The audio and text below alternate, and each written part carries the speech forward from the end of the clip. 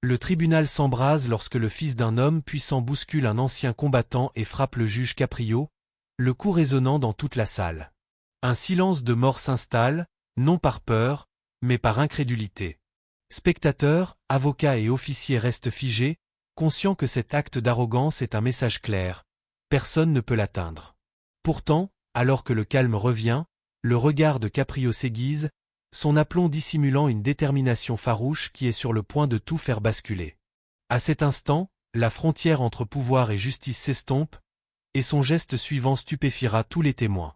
Le chaos éclate dès que les portes du tribunal s'ouvrent brusquement et que le fils du chef de la police entre d'un pas décidé, comme si l'espace lui appartenait. Son regard brûle d'une arrogance incontestée, d'un sentiment de supériorité jamais remis en question, jamais corrigé, et il arpente l'allée avec une assurance qui défie quiconque de le défier.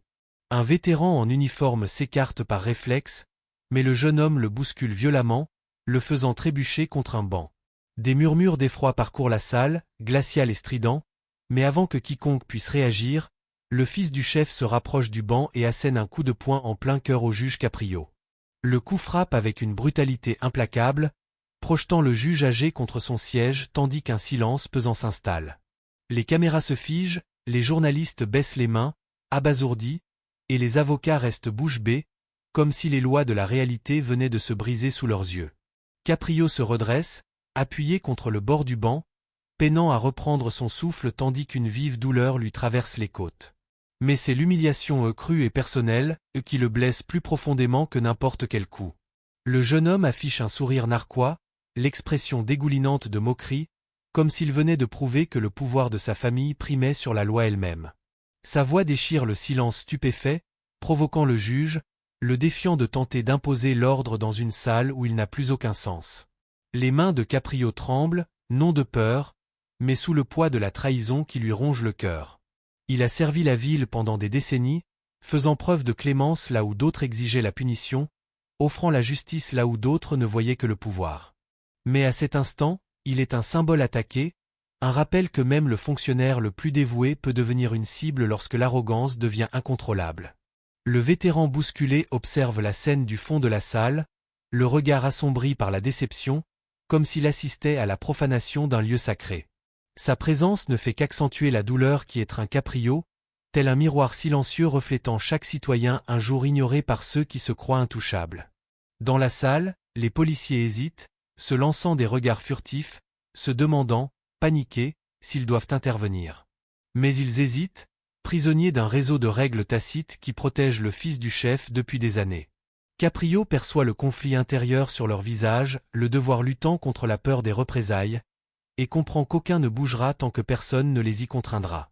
L'atmosphère se charge de tension, comme si tout le palais de justice attendait un signal qui ne viendra jamais. Caprio sent les regards peser sur lui de tous côtés, ceux de citoyens qui, jadis, faisaient confiance au système pour les défendre, et qui, à présent, observent pour voir si le système saura se défendre lui-même. Il sent un changement, un basculement dangereux dans l'équilibre des pouvoirs, comme si la justice elle-même perdait du terrain sous le poids du sentiment de supériorité.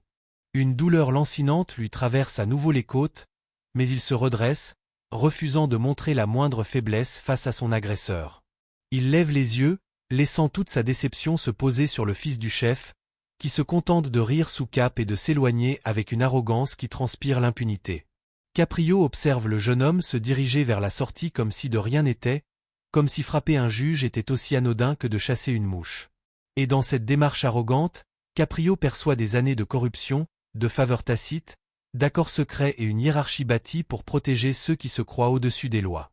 La salle d'audience, jadis sanctuaire d'ordre, est désormais souillée par l'écho persistant de la violence et des privilèges. L'esprit de Caprio repasse en revue les histoires de ceux qui ont comparu devant lui. Des victimes ignorées, des voix réduites au silence, des plaintes étouffées sous le poids du pouvoir politique. Il sent chacune de ces histoires peser sur lui, exigeant qu'il se lève non seulement en tant que juge, mais aussi en tant que personne prête à reconquérir ce que représente cette salle d'audience.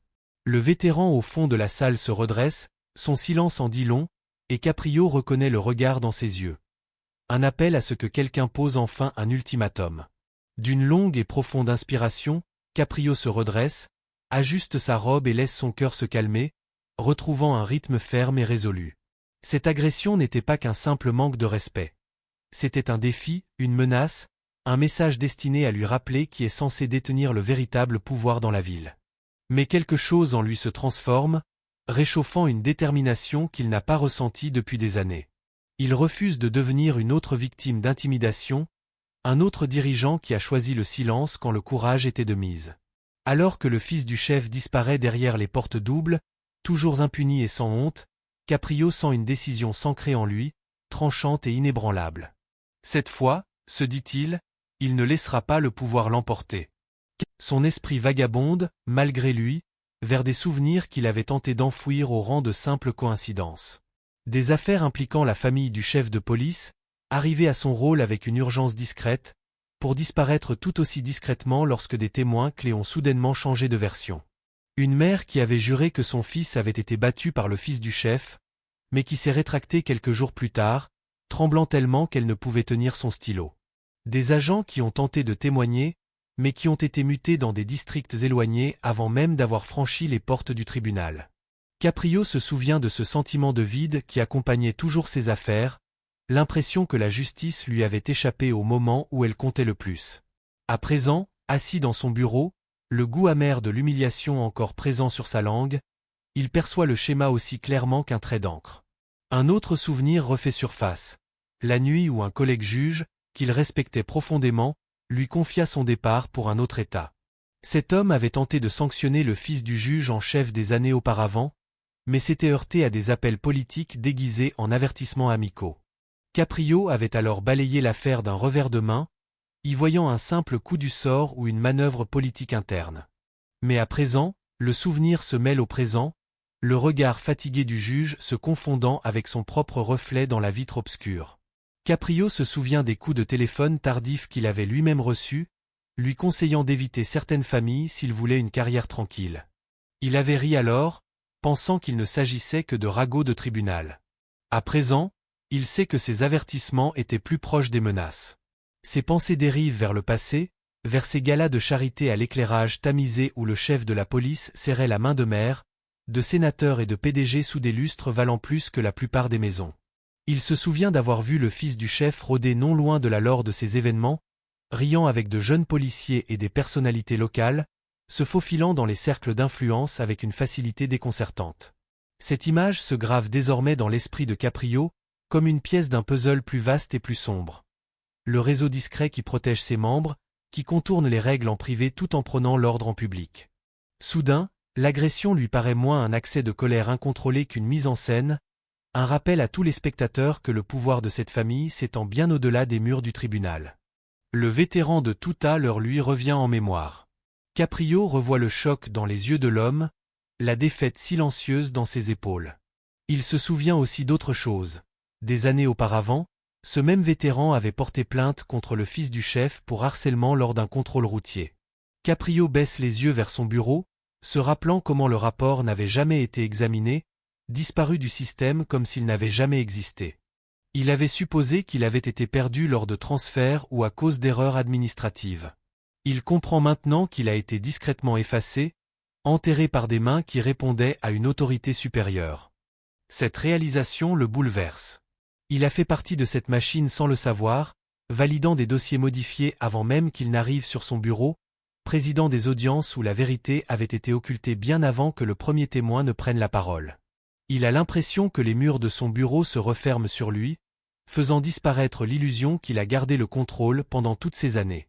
La confiance désinvolte dans les yeux du jeune homme lors de l'agression se rejoue maintenant avec une clarté glaçante. Le regard de quelqu'un qui sait qu'on ne peut pas l'atteindre, non pas grâce à sa force, mais parce que tout le système a été conçu pour le protéger. Caprio expire lentement, sa respiration tremblante, entre rage et prise de conscience. Ce moment n'était pas le fruit du hasard, réalise-t-il. C'était une mise en scène destinée à maintenir les juges dans l'obéissance, à rappeler à tous où réside le véritable pouvoir.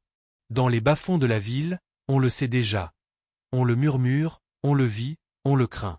Mais en être témoin si ouvertement, si hardiment, dans une salle d'audience censée représenter la justice, c'est différent. Quelque chose qui provoque une réaction inattendue. Le matin arrive, l'air est lourd, presque palpable. Des personnalités influentes pénètrent dans les couloirs du palais de justice bien avant le début de la première audience. Caprio franchit le seuil, sentant des regards peser sur lui comme des ombres. Des politiciens en costume murmurent dans un coin. Des chefs d'entreprise font semblant de consulter leur téléphone, mais le dévisagent à travers les reflets des vitres. Les policiers se redressent à son passage, le visage crispé, incertain, comme s'il calculait s'il se pliera aux règles tacites ou s'il choisira une voie qui pourrait tout faire basculer. La tension atteint son paroxysme lorsque le chef de la police arrive. Il marche d'un pas calme et assuré, offrant à Caprio un sourire poli qui devrait exprimer le respect, mais qui est plutôt comme le frôlement d'une lame. Son regard, dissimulé sous une apparente politesse, porte un avertissement, un regard qui suggère que le monde fonctionnera mieux si Caprio oublie simplement ce qui s'est passé. Un silence s'installe dans le couloir lorsqu'ils se croisent, une épreuve invisible se déroulant en silence. Caprio sent peser sur lui le poids d'une centaine d'attentes inexprimées, l'attirant vers le familier, le rassurant, le docile. Mais sous cette pression, quelque chose d'autre s'éveille. Une étincelle de détermination qui refuse de s'éteindre. Il se redresse, relève le menton et continue d'avancer, refusant de flancher. Il sait désormais qu'il ne peut laisser la peur dicter la suite. Et juste au moment où le poids semble prêt à l'écraser, une pensée unique tranche le brouhaha, vive et indéniable, le figeant sur place par sa clarté. Ce que Caprio va découvrir ensuite va bouleverser toute l'histoire. Tard dans la nuit, le palais de justice était plongé dans un silence absolu, ponctué par le bourdonnement intermittent des projecteurs de sécurité. Ces vastes couloirs étaient déserts, à l'exception des ombres qui s'étiraient sur les sols cirés et de l'écho occasionnel des pas lointains d'un concierge de nuit solitaire. Caprio était assis seul dans son bureau, accablé par le poids de la journée. Il ressentait encore la douleur de l'agression et l'humiliation latente du tribunal. Son esprit, pourtant, ne parvenait pas à trouver le repos. Il repassait en boucle les événements de la journée et le schéma plus large qu'il avait entrevu ces dernières semaines.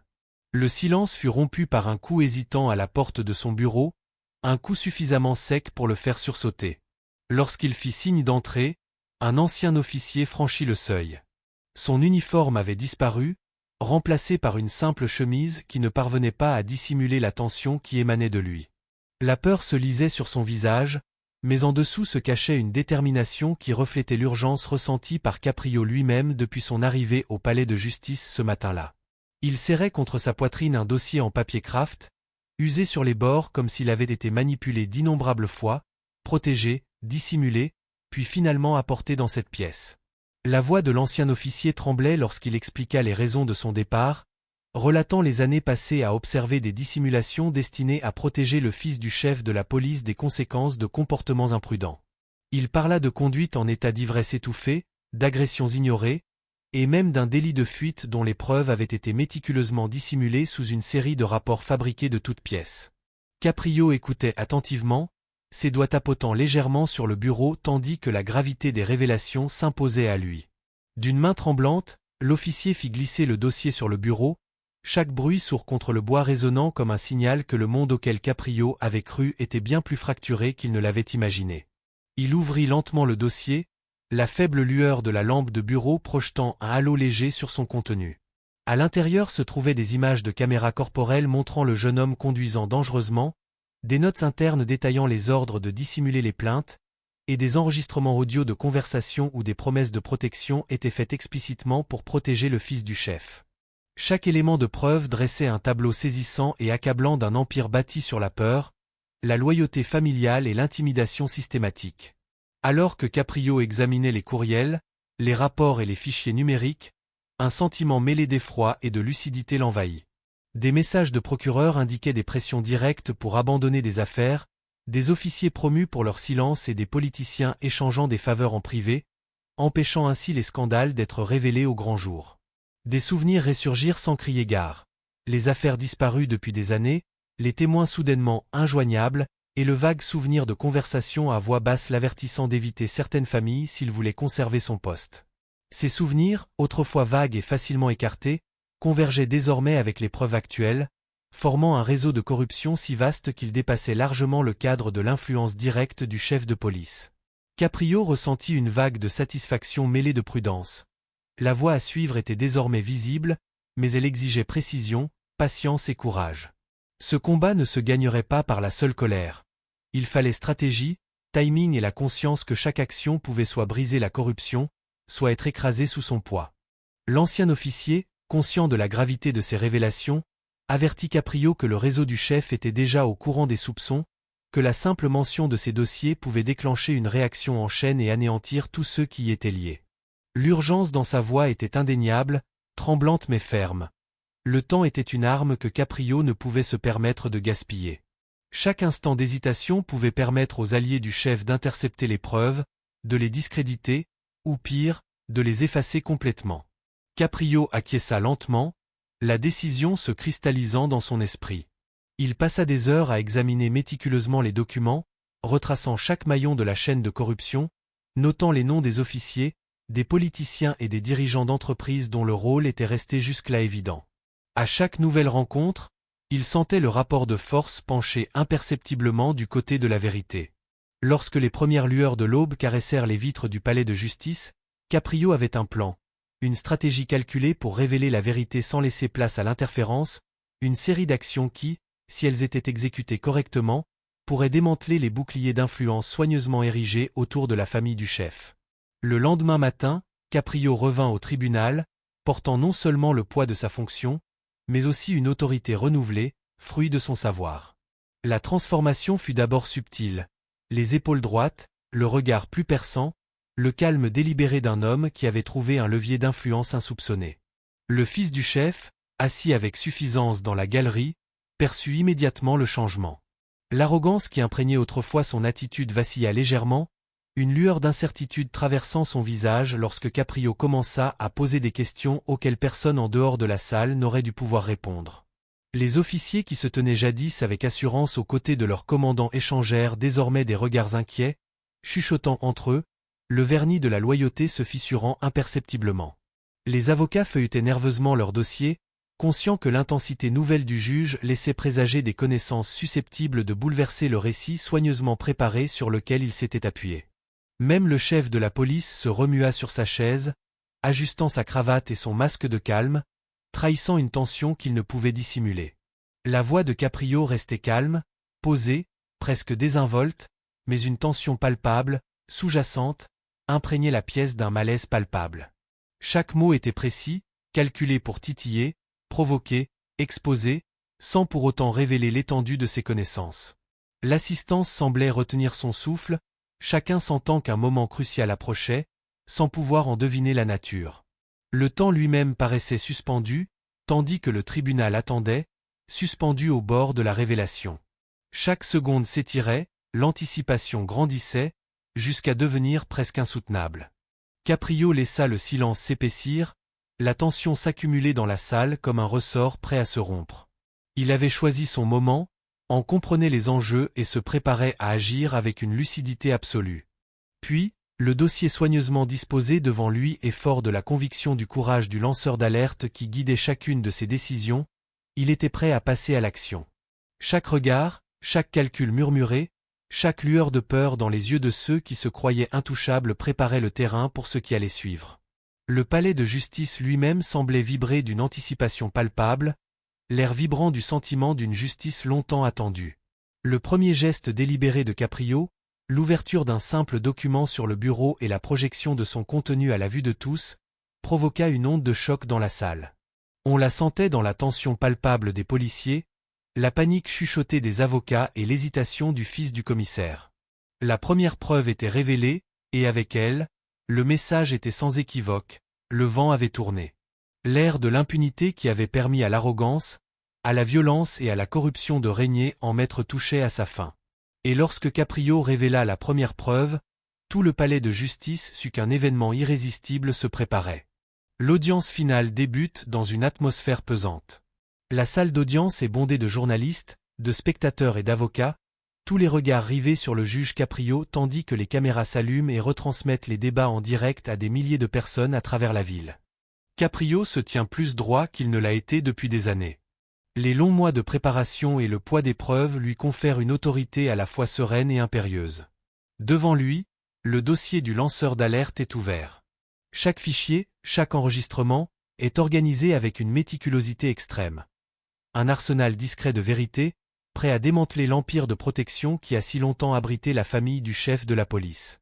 La salle vibre d'anticipation, une tension électrique semble émaner des murs eux-mêmes, tandis que Caprio commence à révéler chaque pièce à conviction dans un ordre précis et délibéré. D'abord, les images de la caméra corporelle montrent le fils du chef bousculant et agressant des civils, imprudent et intouchable dans son arrogance. Des murmures d'effroi parcourent la salle d'audience à la projection de la vidéo, résonnant dans toute la salle et perçant le vernis de respectabilité qui entourait la famille depuis si longtemps. L'arrogance qui brillait jadis dans le regard du jeune homme s'estompe, laissant place à une lueur de malaise qu'il n'avait jamais connue. Suivent ensuite les courriels, méticuleusement organisés, chaque message étant un fil conducteur reliant le chef à un réseau de pots de vin, de faveurs et de témoins réduits au silence. Caprio laisse au tribunal le temps d'assimiler chaque révélation, marquant une pause juste assez longue pour que le poids des révélations se fasse sentir avant de passer à la suivante. Des enregistrements clandestins suivent, capturant des conversations où officiers, politiciens et dirigeants d'entreprises conspirent pour étouffer les enquêtes et protéger le fils du chef de toute responsabilité. L'atmosphère se tend à chaque révélation, la salle d'audience se transformant d'un lieu d'ordre en un théâtre de révélation. Les officiers qui se tenaient fièrement aux côtés de leur chef détournent désormais le regard, modifiant leur posture comme pour se distancer de l'effondrement progressif d'une façade soigneusement construite. Les avocats feuillettent nerveusement des documents, leur chuchotement contrastant avec le grondement de l'attention publique qui monte dans la galerie. Même les spectateurs se penchent instinctivement en avant, retenant leur souffle tandis que l'image, jusque-là protégée, de la famille du chef se brise sous leurs yeux. Le fils du chef bondit de son siège, hurlant des protestations et tentant de faire taire la présentation. Le visage rouge de panique et d'incrédulité, il est saisi par la voix de Caprio, calme et pourtant tonitruante, qui tranche le chaos, balayant chaque objection avec une précision qui fait trembler la salle. Les agents de sécurité s'avancent aussitôt, non pour protéger le jeune homme, mais pour le maîtriser. Sa suffisance habituelle cède la place à la terreur lorsqu'il réalise pleinement la gravité de la situation.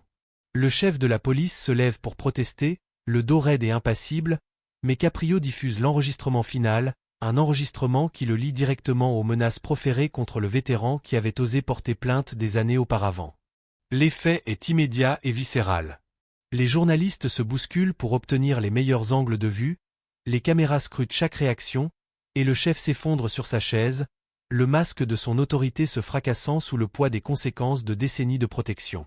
Pour la première fois, Caprio sent le poids oppressant qui pesait depuis si longtemps sur le tribunal se dissiper, les chaînes invisibles de la peur et de la corruption se brisant sous le poids des preuves et de la vérité. Le vétéran, au fond de la salle, observe, les larmes ruisselant sur son visage, reflet de la lumière, témoignage silencieux d'années de courage enfin reconnu et partagé. Caprio recule, laissant l'instant résonner pleinement tandis que la salle d'audience expire collectivement. Le fils du chef de la police est menotté, le bruit des menottes résonnant comme une ponctuation percussive à un règlement de compte qui n'a que trop tardé. Les spectateurs éclatent en applaudissements, une vague de soulagement, de satisfaction et de triomphe qui emplit la salle d'une énergie rugissante, presque festive. Les caméras capturent tout, diffusant l'image de la justice reprenant ses droits, symbole pour des millions de personnes que même les plus puissants ne sont pas invincibles. Caprio abaisse lentement son marteau, laissant le coup résonner définitivement, le son scellant un moment qui restera gravé dans les archives du tribunal et dans les gros titres. Le lanceur d'alerte se tient discrètement au fond de la salle, les larmes aux yeux, enfin libéré de la peur et conscient que son courage a engendré un changement irréversible. Le tribunal lui-même, jadis théâtre d'intimidation et d'influence occulte, est devenu un symbole de responsabilité, la preuve que la vérité, lorsqu'elle est maniée avec précision, peut triompher des structures de pouvoir les plus enracinées. Dehors, la vidéo se propage sur Internet, visionnée par des millions de personnes qui y voient non seulement une salle d'audience, mais aussi la démonstration que la corruption, aussi profondément ancrée soit-elle, n'est jamais intouchable. Les applaudissements s'estompent dans un silence respectueux tandis que Caprio ajuste sa robe, son regard parcourant une dernière fois la salle. Il ressent toute la gravité de l'événement, la certitude que cette victoire n'est pas seulement personnelle, mais aussi symbolique de la possibilité d'un changement au sein même du système. Chaque complice, chaque observateur silencieux, Chaque victime de l'influence néfaste du chef a désormais constaté que la justice peut triompher de la vérité lorsqu'elle est confrontée au courage et aux preuves. Le marteau s'abat à nouveau, cette fois pour de bon, et avec lui, un message retentit bien au-delà des murs du tribunal. Nul, quelle que soit sa richesse, son titre ou ses relations, ne peut se placer au-dessus des lois lorsque la justice exige des comptes. Caprio expire profondément, un souffle long et régulier, le calme après la tempête et le triomphe se mêlant dans l'air. Le vétéran esquisse un sourire, enfin libéré du poids de la peur. Les caméras immortalisent l'instant. Le marteau, le fils maîtrisé, le chef humble, tous sous le regard impitoyable des caméras. Le monde entier est témoin de la scène. La justice, longtemps attendue, est enfin arrivée. Si vous souhaitez découvrir d'autres histoires où la justice triomphe de la corruption, n'hésitez pas à aimer, partager et vous abonner, car le combat continue.